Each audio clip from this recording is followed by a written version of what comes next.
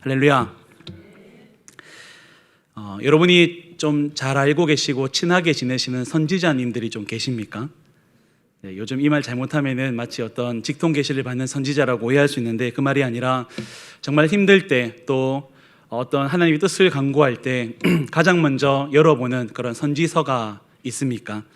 아마 많은 분들이 잘 알고 있는 선지자들을 먼저 찾게 될 것입니다. 예를 들어서 갈멜산에서 불을 내리게 했던 엘리야라든지 아니면 큰 물고기 뱃속까지 들어가면서까지 사명을 맡기시고 그 사명을 완수하게 하신 요나의 이야기, 또는 사자굴 앞에 있었던 다니엘과 같이 우리가 잘 알고 있는 선지자들을 가장 먼저 이렇게 접근하게 됩니다. 그렇지 않습니까? 그래서 어떤 선지서를 읽든 어떤 말씀을 읽든지 우리는 예수님을 만날 수 있지만 또 우리가 자주 찾는 말씀들, 또 자주 암송하는 말씀들이 있을 때 그것이 우리의 큰 힘이 되고 또 중요한 기도의 응답의 통로가 될 수 있습니다. 그러면 한번 물어보겠습니다. 혹시 여러분 가운데 예레미야 선지자를 좀 잘 아시는 분이 계신가요? 예레미야서를 자주 찾아보시는 분, 또 어렵고 힘들 때 어떤 뜻을 구할 때 예레미야는 어떻게 하나님께 답을 구하고 들었는지를 찾고 계시는 분이 계십니까? 사실 제가 주변에 이렇게 물어봐도 다니엘, 요나, 호세아 이런 선지자는 우리가 잘 아는데 예레미야는 일단 분량이 좀 많습니다. 그러다 보니까 쉽게 접근을 잘 못하고요. 또 하나는 예레미야가 가진 별명이 하나 있는데 뭐죠? 오늘 제가 설교 제목에 적은 것처럼 눈물의 선지자입니다. 그러니까 그래도 선지자쯤 되면, 선지자라면 사자굴 앞에서 당당해야 되고 정말 불 앞에서도 당당해야 되고 물고기 뱃속에 한번 들어갔다 나와야 되는데 얘는 왜 이렇게 약할까 싶어서 예레미야를 조금 가까이 하지 않는 경향이 있습니다. 물론 우리 진교교회 성도님들은 아닌 줄 압니다. 여러분, 예레미야가 우리에게는 좀 친숙하지 않지만 사실 이스라엘 사람들, 유대인들에게는 굉장한 순위에 올라와 있던 선지자입니다. 그 대표적인 예가 마태복음 16장에 보면 예수님께서 사람들이 나를 누구라고 하더냐라고 물었을 때 어떤 대답을 하죠? 어떤 사람들은 세례 요한이랍니다. 왜요? 그 당시에 가장 큰 선지자가 세례 요한이었거든요. 그리고 또 어떤 사람들은 엘리야라고 부릅니다. 여러분, 엘리야는 예수님과 버금가는 정말 그 구약의 모든 선지자들의 대빵 아닙니까? 근데 또 한 사람을 언급하는데 그게 어떤 사람들은 예수님을 예레미야라고 합니다. 라고 합니다.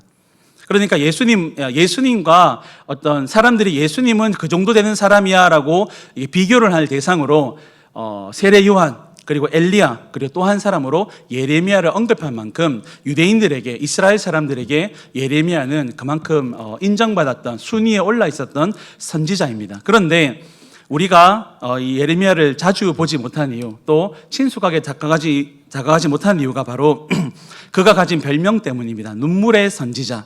뭔가 좀 나약해 보이고 좀 뭔가 감성적으로 보여서 그런 것 같습니다. 하지만 오늘 말씀을 통해서 제가 나눌 부분은 예레미야는 결코 연약한 사람도 아니었고 마음이 여린 사람도 아니고 감성적인 사람도 아닙니다. 그 부분을 먼저 좀 설명을 드리겠습니다. 예레미야는 확실한 어떤 복음의 메신저였습니다. 하나님의 말씀이라면, 명령이라면 무엇이라도 했고 전하라고 하면 무슨 말이든지 전했습니다. 그래서 하나님이 예레미야 16장에 너는 아내도 가지지 말고 결혼도 하지 마라 라는 말을 그대로 받아들여서 예레미야는 독신으로 살아갑니다. 그리고 그 이후에 예레미야가 했던 메시지가 무엇이냐면 너희 나라 이제 망한다 라는 겁니다. 그리고 너희 왕을 잘 설득해서 잘 네가 이렇게 옆에 조언해 주어서 하루빨리 항복하라고 해라 라고 하는 것입니다. 제가 좀 돌려서 얘기를 해볼게요. 우리나라입니다. 100년 전으로 돌아가 보겠습니다. 어떤 목사님이 또는 선교사님이 어떤 선지자 역할을 감당하는 분들이 그 당시에 왕에게 또는 독립운동하는 분들에게 우리나라 끝났습니다, 빨리 일본에 항복하십시오 라고 하면 그 사람이 환영을 받았을까요? 인정받았겠습니까? 사람들이 그 사람을 좋게 봐줬겠습니까? 물론 대놓고는 할 수는 없지만 아마 그 사람이 그 하는 말 한마디 한마디 때문에 그는 평생 동안 마치 매국노처럼, 그리고 정말 인생의 끝자락에 있는 사람처럼 그렇게 핍박을 당하고 살았을 것입니다. 똑같습니다. 이스라엘 사람들은 나는 하나님의 사람이야, 우리는 하나님의 백성이야 라고 믿고 살아왔는데 어느 날 선지자라는 분이 하는 말이 이제 이 나라 망한다, 하나님의 선택받은 나라이지만 이제 망했다, 그리고 하루빨리 바벨론에 항복해라 라고 권면하고 있으니까 듣고 있는 모든 사람들이 듣기 싫어하는 겁니다. 특별히 20장에 보면 당시에 성전을 총감독하던 바스훌이라는 사람이 있었는데 예레미야가 하는 말들이 너무 듣기 싫다 보니까 예레미야를 잡아다가 두드려 패고 그리고 성전 문에다가 일부러 묶어둡니다. 잘 보라는 겁니다. 하나님을 대적하는 사람, 어디 감히 하나님 나라와 하나님 백성을 이렇게 농락하느냐, 어디 하나님의 이름을 걸고 네가 거짓을 말하느냐라고 해서 성전에 묶어두고는 두드려 팹니다. 그리고 그날 밤이 지나고 그 다음 날이 되었을 때 이제는 정신 차리겠지, 이제는 조금 말을 좀 가려서 하겠지라고 생각하고 찾아갔는데 예레미야는 전혀 굴하지 않습니다. 아마 성경에 묘사는 안 돼 있지만 온몸이 아마 피가 돼 있을 것이고, 그리고 정신없이 밤새도록 거기 매달려 있었는데 바스훌이 나타나자마자 바스훌과 그의 집안과 주변인들까지도 하나님께서 너희를 벌하실 것이다라고 더 강력하게 선포합니다. 이후에 그가 어떤 대처를 받았지는 우리 충분히 상상할 수가 있을 것입니다. 여러분, 예레미야는 절대로 여린 사람이 아닙니다. 절대로 감성적인 사람이 아닙니다. 그는 오직 하나님의 말씀대로만 움직였고 말씀만 붙잡고 전심으로 일했습니다. 이런 예레미야를, 이렇게 강직하고 분명한 뚝심 있는 예레미야를 울게 만든 것은 그가 여린 마음을 가져서가 아니라 자신을 통해서 선포된 말씀이 그대로 이루어질 것 같은 현실과 그리고 그들의 이루어지는 상황들을 보기 때문에 울고 있는 것입니다. 비록 내가 하나님의 말씀을 따라서 이 나라는 망했다, 이제 이 나라는 끝났다, 빨리 항복해라라고 내가 전하긴 했지만 어떤 마음이었을까요? 하나님, 차라리 내가 틀렸기를 바랍니다. 내 말이 틀렸기를 바라고 하나님께서 실수했기를 원합니다. 하나님, 이 나라 살려주시고 우리 사랑하는 백성들을 지켜달라고 그런 마음이 있지 않았겠습니까? 그런데 전하는 대로, 내가 선포하는 대로, 예고한 대로 나라는 점차점차 망해져 가는 것입니다. 그리고 더 가슴 아픈 것은 이렇게 망해가는데도 불구하고 돌아서라고 회개하라고 뉘우치라고 아무리 얘기해도 전혀 준비하지도 또 회개하지도 돌이키지도 않는 이스라엘 백성들, 유대인들, 조국의 현실들이 그를 눈물나게 했던 것입니다. 그래서 저는 예레미야의 별명을 그냥 눈물의 선지자가 아니라 피눈물의 선지자라고 표현하고 싶습니다. 사랑하는 성도 여러분, 지금 우리도 이 예레미야의 심정이 필요할 때입니다.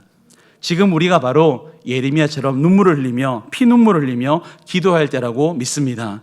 유다의 조국, 예레미야의 조국 유다가 아파하고 신음했던 것처럼, 그렇게 길을 걸어갔던 것처럼 우리나라도 참 힘들고 특별히 한국교회가 여러 가지로 힘든 일을 겪고 있습니다.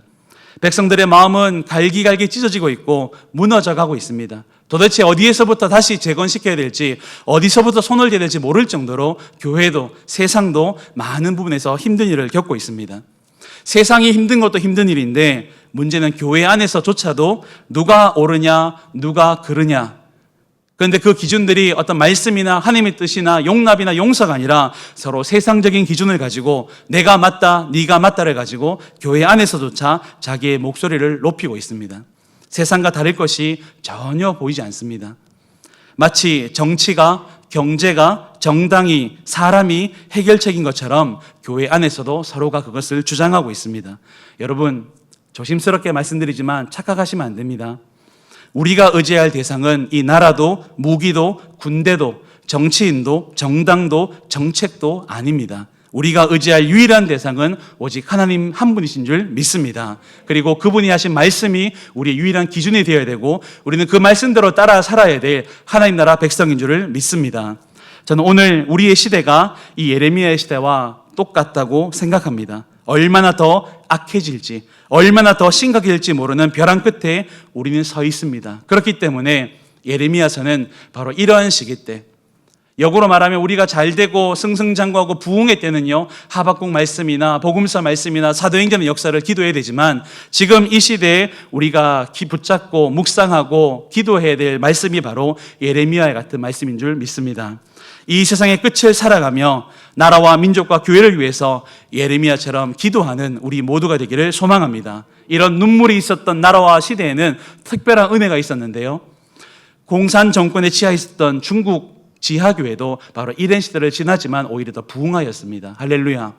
그리고요, 지금도 수많은 이슬람 국가에 도무지 그 땅에 하나님 사람이 있을까, 과연 거기에 교회가 세워질까 하는 바로 그 나라들 가운데 이란에요, 이집트에요, 나이지리아에, 또 알제리에 지금 교회가 세워지고 그곳에 하나님 사람들이 순교를 각오하고 모이고 있다는 것입니다. 사랑하는 성도 여러분, 눈물의 기도가 있는 나라와 민족과 시대는 하나님이 붙잡는 줄 믿습니다. 그렇기 때문에 예레미야의 심정으로 우리도 한 주간 또 우리 회복과 회개 운동하는 기간 동안에 눈물의 기도로 하나님께 올려드릴 수 있기를 간절히 소망합니다. 예레미야 당시의 모습을 잠시 보겠습니다. 예레미야서 4장 22절에 보면요, 그 당시의 유다 백성의 영적 상태를 이 한마디로 정리를 해줍니다. 악을 행하기에는 지각이 있지만 선을 행하기에는 무지하도다. 좀 쉽게 표현하면 이런 거죠. 악한 짓은 정말 기가 막히게 잘하는데 착한 일, 하나님께서 원하는 일은 참 기가 막히게 안 하고 있습니다. 이 반대되는 말씀이 어디 있냐면 로마서 16장 19절입니다. 선한 데는 지혜롭고 악한 데는 미련해라. 이것이 우리에게 주신 하나님의 말씀인데, 이 당시에 유다 백성들은요, 오히려 악한 데는 지혜로워서 갖가지 방법으로 죄를 짓고 있습니다. 그런데요, 선한 데는 미련해서 도무지 뭘 해야 될지 모르고 멍청하게 살아가고 있습니다. 예레미야가 바로 이런 시대를 살아갔는데, 그래도 예레미야가 그의 나이 20살에 선지자로서 사역을 시작할 때는 나름대로 착한 왕이었던 요시야 때 행복하게 사역을 시작했습니다. 하지만 이후의 왕들이 잘못된 결정들 내리고 백성들의 죄악을 그냥 좌시해버리고, 그래서 결국 예레미야 입에서 이 나라의 패망을 선포해야 될 만큼 어두운 시대로 점차 가고 있는 것입니다. 이 당시에 얼만큼 나라가 망해져 갔냐면, 유다의 왕을 세우는데 자주적으로 세우지를 못합니다. 그래서 유다의 요시야가 죽고 난 다음에 요아스 왕을 왕으로 딱 세웠는데, 그 왕을 딱 보고는 왼쪽에 양쪽에 그 당시에 두 개의 강대국이 있었습니다. 서쪽에는 애굽, 이집트가 있었고요, 오른쪽에는 바벨론, 지금의 이라크가 있었습니다. 그래서 이 나라 둘 사이에서 마치 우리하고 좀 비슷하죠. 어떤 나라와 어떤 나라 사이에서 이러지도 저러지도 못하는 우리나라 비슷한 상황까지 있었던 것입니다. 그래서 요시야가 죽고 난 다음에 다음 왕이 있었는데 그 사람을 애굽에서 마음에 안 듭니다. 그랬더니 너 왕 그만해, 내려와 해서 그만 내려와 버립니다. 유다의 왕이 있었는데 하나님이 아니라 이웃나라 왕이, 강대국이 내려가라니까 내려가 버려야 됩니다. 그리고는 내가 원하는 다른 왕을 거기 세웁니다. 여호야김을 세웁니다. 그랬더니 이번에는 반대해서 바벨론에서 야, 왜 그놈을 세워? 나 그놈 마음에 안 들어. 그놈 내려. 그래서 여호야김을 내리고, 이름 비슷하지만 여호야긴이 또 왕이 됩니다. 그렇게 세워놓고는 바벨론이 보니까 자기 마음이 또 안 들거든요. 그러니까 바벨론이 야, 그놈 또 마음에 안 든다. 내려오라 그래. 그리고는요, 마지막으로 시드기야를 왕을 세우게 됩니다. 우리가 잘 아는 것처럼 이 시드기야 때 결국 유다는 망하게 됩니다. 여러분, 나라가 잘 되고 교회가 부흥하고 집안이 잘 될 때 행복하지 않습니까? 그때는 기도해도 힘이 나고요, 뭔가 일을 해도 내가 힘이 나고 뭔가 될 것 같습니다. 그런데 예레미야 시대는 안 되고 무너지고 망하는 시대입니다. 그리고 그것을 내가 선포해야 되는 그런 입술의 사명을 받은 사람이 바로 예레미야입니다. 이런 상황에서 사역하는 예레미야가 얼마나 힘들었겠습니까? 얼마나 또한 기도했겠습니까? 하나님, 왜 우리를 버리십니까? 우리 잘못한 거 많습니다. 우리 참 못됐습니다. 하지만 그동안 잘 계셔왔지 않습니까? 그동안 또 므낫세 왕처럼 못된 왕들이 있을 때도 하나님 잘 놔두셨는데 왜 하필 나의 시대에, 왜 우리 시대 때 이런 일을 일어나게 하십니까? 왜 우리를 이렇게 두십니까? 라고 얼마나 하소연하면서 얼마나 기도하면서 눈물을 흘렸겠습니까? 이런 예레미야에게 하나님이 주신 답이 바로 오늘 우리가 읽었던 예레미야 35장의 말씀입니다. 오늘 말씀에 하나님은 예레미야에게 항상 광야에 머물러 있던 레갑 족속을 부르러 갑니다. 레갑 사람들은 6절 말씀처럼 요나답이라는 사람의 후손인데요, 이들은 여러분이 잘 아는 대로 겐 족속인데, 겐 족속이라면 잘 모르겠지만 모세의 장인 이드로 집안 사람입니다. 그러니까 원래는 애굽의 오른쪽 동쪽에서 광야에서 양치던 사람들이었는데, 이스라엘 백성이 출애굽을 할 때 야, 저들이 믿는 하나님, 저들을 이끄시는 여호와라는 신이 진짜인 것 같다 해가지고 자신의 터전과 모든 걸 다 내려놓고 유다 민족 옆에 붙어서 같이 출애굽을 하고 같이 광야 생활을 하고 같이 가나안 땅까지 들어오게 된 것입니다. 그래서 이 레갑 족속들이 바로 그런 사람들인데, 하나님이 예레미야에게 이렇게 권해보라고 요청합니다. 2절 말씀에요, 그들에게 포도주를 마시게 하라라고 합니다. 그랬더니 5절에 말씀 그대로 그들을 불러놓고는 한 방에 모아놓고 포도주를 권하고 있습니다. 성경이 이렇게 나오지만 아마 이런 상황이겠죠. 하나님께서 명령하셨으니까 괜찮아요. 마시세요. 하나님이 당신들 보고 나를 통해서 포도주 좀 마시랍니다. 괜찮습니다. 마셔도 됩니다라고 아마 했을 것입니다.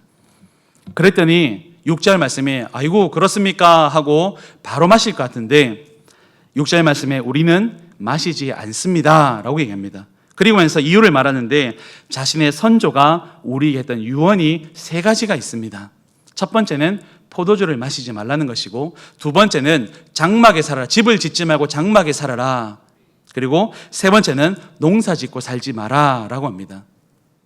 그리고는 8절부터 10절 말씀에 그 유언이 있었는데 우리는 지금까지 그 유언을 지키고 있습니다 라고 말하고 있습니다.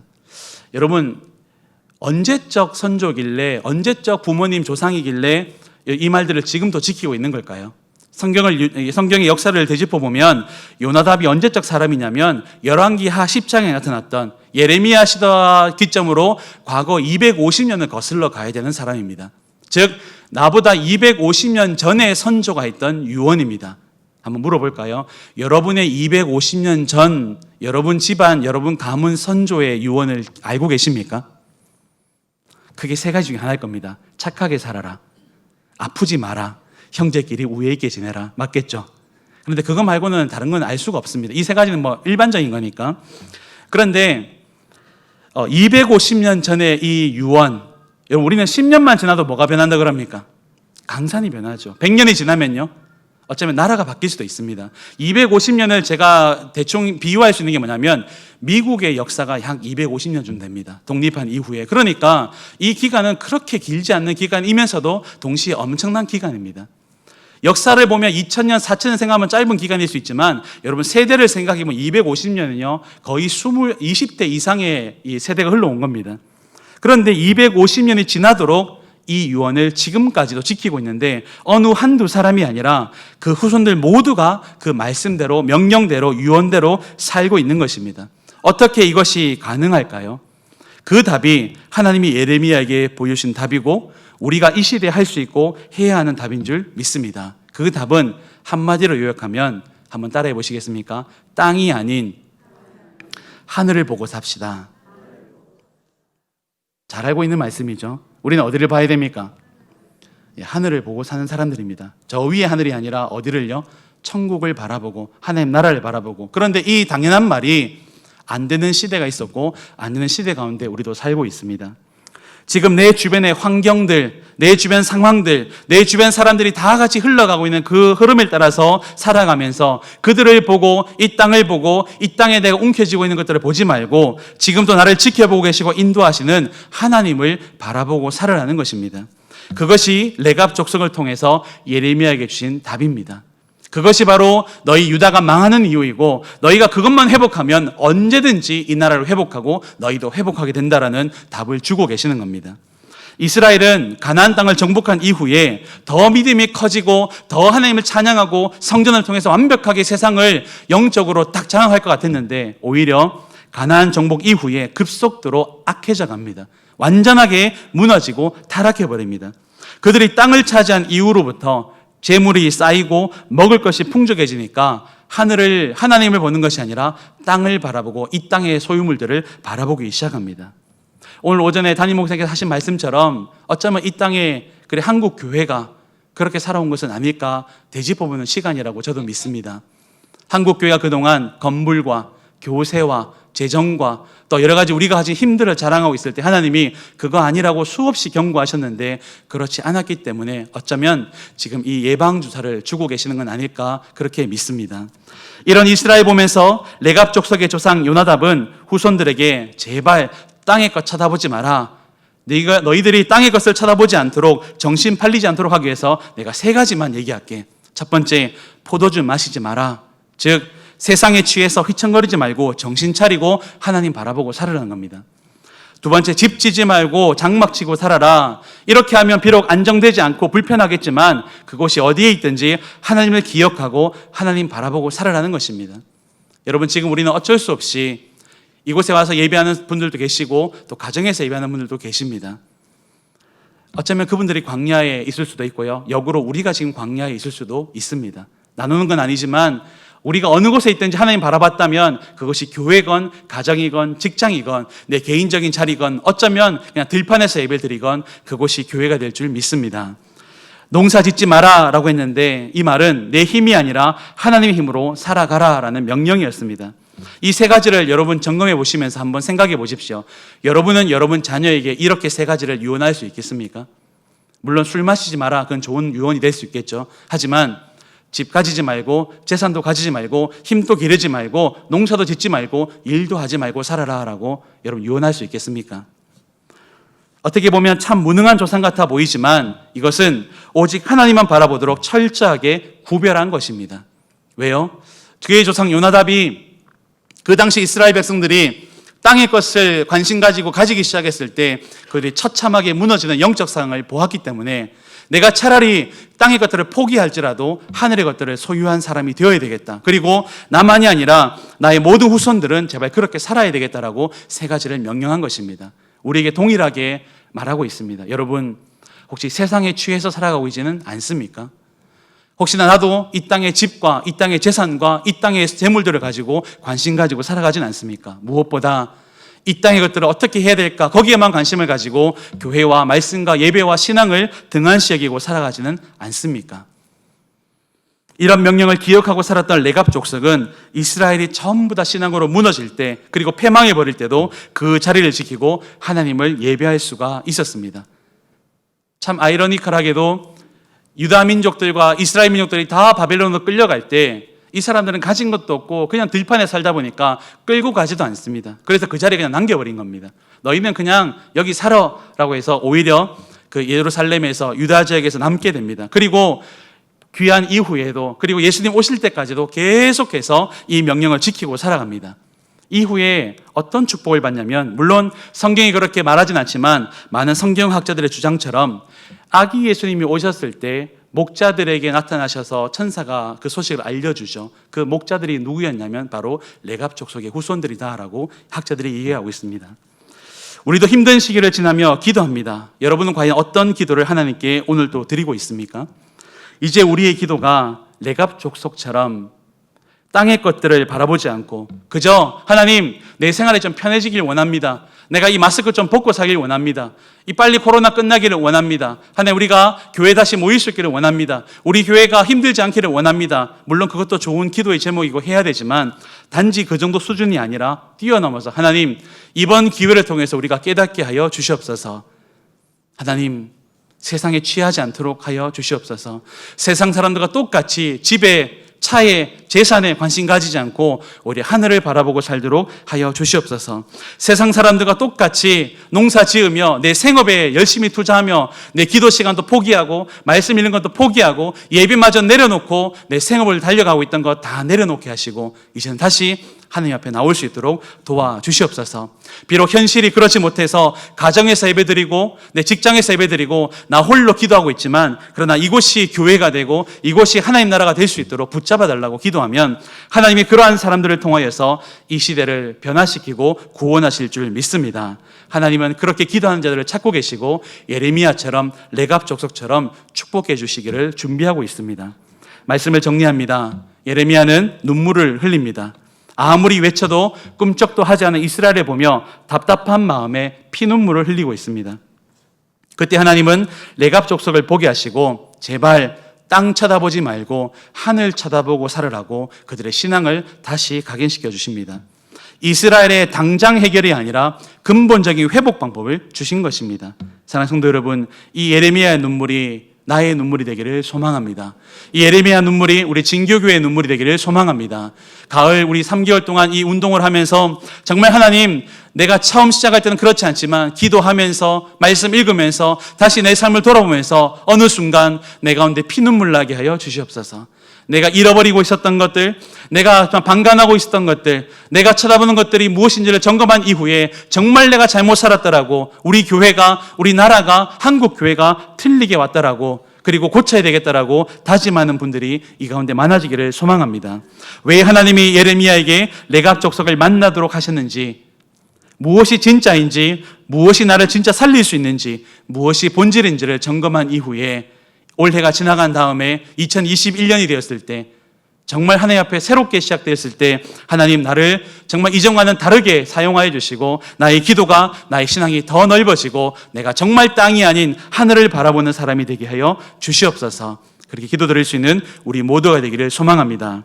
예레미야의 시대가 나라가 망하고 성전이 무너지고 예배가 닫히는 시대였듯이 오늘 우리 시대도 비슷하게 흘러가고 있습니다. 그렇기 때문에 당장 무엇인가를 해야 하고 해달라고 기도하고 있지만 더 중요한 것을 우리에게 레갑 족속을 통해서 보여주고 계십니다.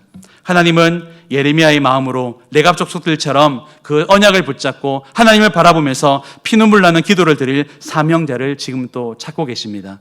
이번 한 주간 동안 우리 사랑하는 모든 진교회 성도님들이 내가 있는 모든 곳에서 비록 교회에 오지 못한다 할지라도 바로 그 자리, 그 장소, 그 시간 가운데 나를 구별하고 예레미야처럼 레갑 족속처럼 구별되어 기도하는 그리고 하늘을 쳐다보고 살아가는 우리 모두가 될 수 있기를 예수님 이름으로 간절히 소망하고 기도합니다.